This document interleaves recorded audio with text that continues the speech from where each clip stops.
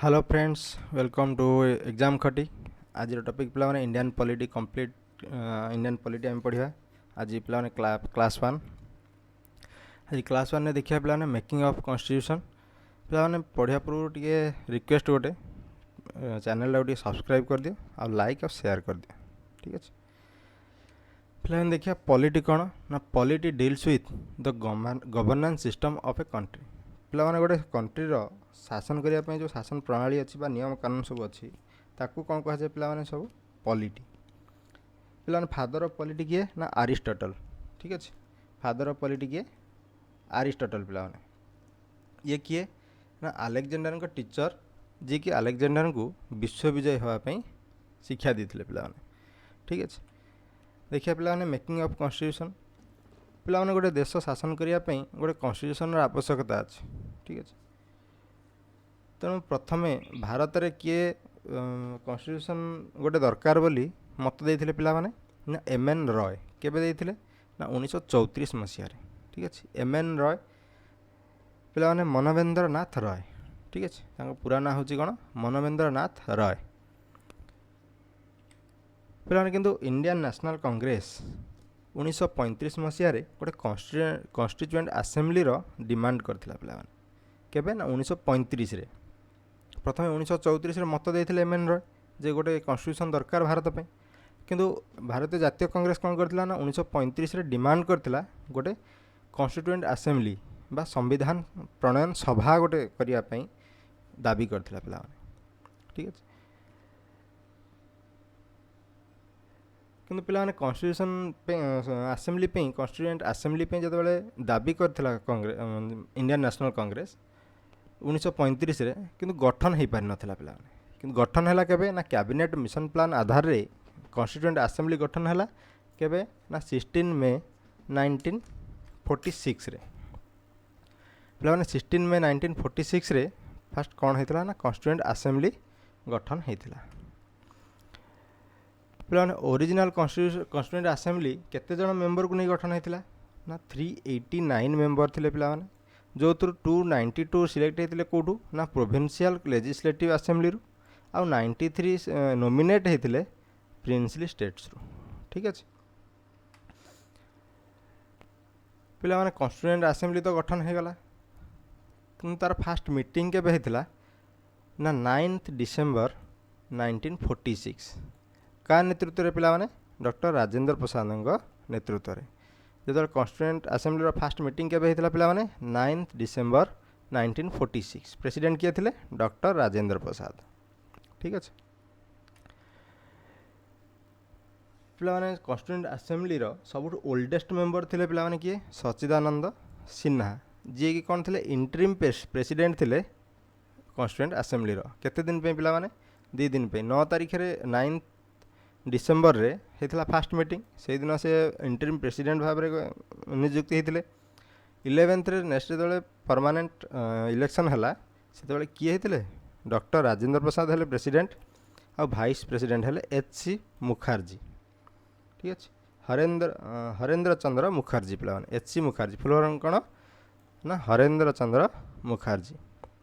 Constitutional adviser किए थे पिला माने बी.एन. राव। ठीक अच्छे बी नरसिंह राव ये जड़े सिविल सर्वेंट पिला माने बी.एन. राव जड़े सिविल सर्वेंट जे कि कॉन्स्टिट्यूशनल एडवाइजर थिले मान जो संविधान प्रणयन हम तार परामर्शदाता थिले पिला माने। ठीक अच्छे प्रथम ऑब्जेक्टिव रिजोल्यूशन पिला माने ये प्रस्ताव देते ऑब्जेक्टिव रिजोल्यूशन को किए आगत करते पिला माने जवाहरलाल नेहरू। केबे ना डिसेम्बर 13 11th रे हला पिला माने इलेक्शन 13th रे रिजोल्यूशन ये होता रिजोल्यूशन आनी किए ना जवाहरलाल नेहरू डिसेम्बर 13 1946 रे। ठीक अच्छे जोटा कौन करथिला ना भारतीय संविधान गठन पाई गोटे मूलदुआ पकईला आ फिलोसफी देता तापे पिला माने जे को आधार रे संविधान प्रणयन हम कौन तापे नियम रहिबो को विषय प्रति संविधान में ध्यान दिया जिवो को विषय प्रति कौन नियम प्रणयन हम से सब विषय रे गोटे सम्यक सूचना देता पिला माने। जो ऑब्जेक्टिव रिजोल्यूशन किए आगत करते ना जवाहरलाल नेहरू आगत करते केबे आगत करते 13 डिसेम्बर 1946। ठीक अच्छे किंतु पिलाने आगत तो होगला 13 डिसेम्बर 1946 रे, किंतु पिलाने आसेम्बली ताको आसेप्ट करिवो केबे अडॉप्ट कला केबे ना जनवरी 22 1947 रे।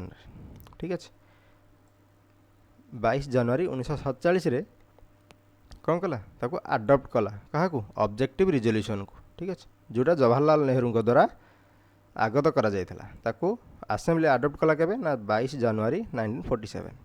ठीक अच्छे जार मॉडिफाइड वर्जन परवर्ती समय कौन है भारतीय संविधान प्रिम्बल बा मुखबंध भाव में संविधान रे रहिला।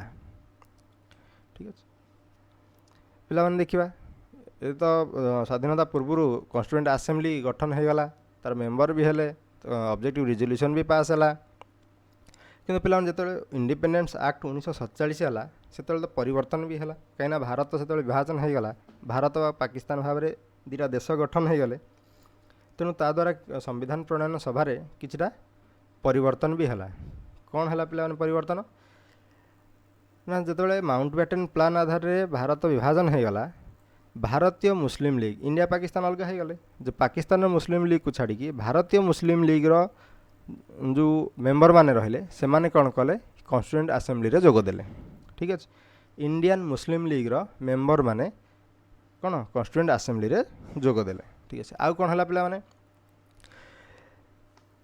द असेंबली कॉन्स्टिट्यूएंट असेंबली कौन है फुल्ली सॉवरेन माने पूरा पूर्ण स्वाधीनता पाइला टू मेक और अल्टर एनी लॉ माने कौनसी भी नियम प्रणयन करवा बा जो ब्रिटिश माने जो नियम भारतीय मानक करिसेंती ताको चेंज करिया पई संपूर्ण स्वाधीनता पाइगला।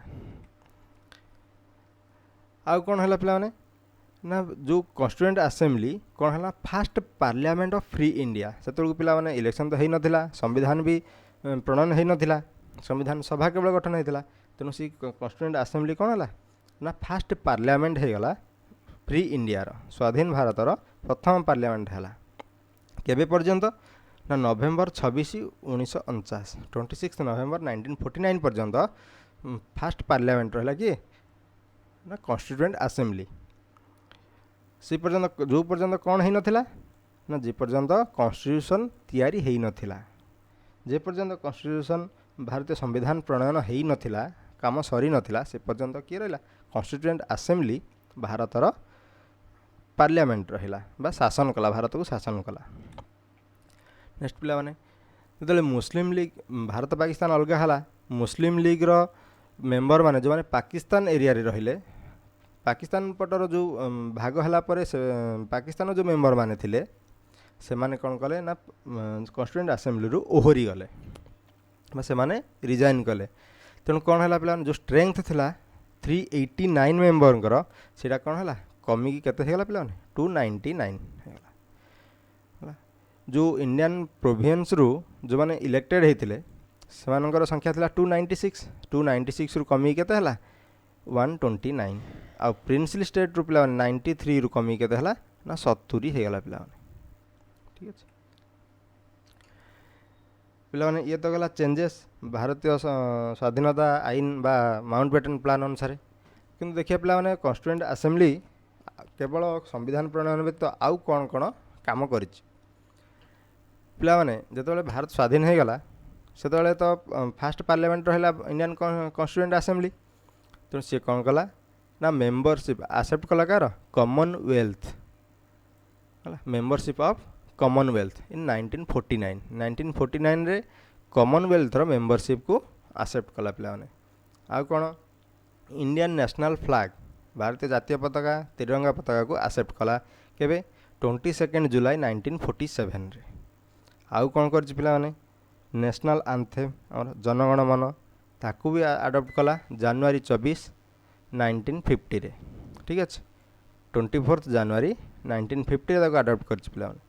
आउ कौन कर ना नेशनल सॉन्ग कोड़ा पिला माने वंदे मातरम को आसेप्ट कर पिला देखा कमेंट बार किसी रही 3टा क्वेश्चन अच्छी पिला तुम जहाँ कमेंट जनइब answer who designed our national flag first question.